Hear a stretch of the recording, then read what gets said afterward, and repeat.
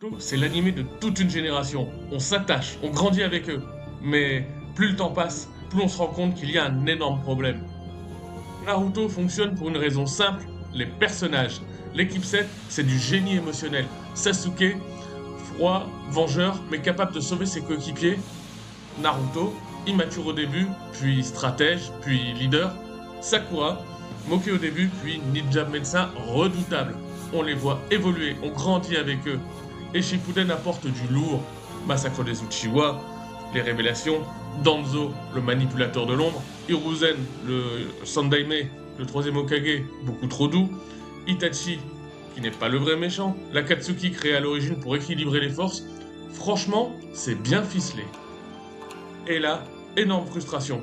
On nous présente des équipes géniales, composées de personnages géniaux comme Shikamaru, Lee, Neji, Kiba, et ensuite, ils disparaissent. La Grande Guerre Ninja aurait dû être LE moment où tous brillent. Au final, tout tourne autour de Naruto et de Sasuke, un petit peu de Sakura. Quel gâchis monumental. Et soyons honnêtes, à un moment on se demande si le scénario n'a pas été écrit au fur et à mesure. Itachi est méchant, puis gentil. L'Akatsuki est l'ennemi. Bah en fait non, c'est Tobi. Oh bah non, en fait non, c'est Madara. Non, c'est Kaguya, la démon lapine sortie de nulle part. Oh.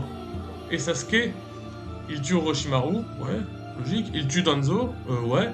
Il apprend la vérité, oh, wow, choc. Il veut détruire Konoha, quoi.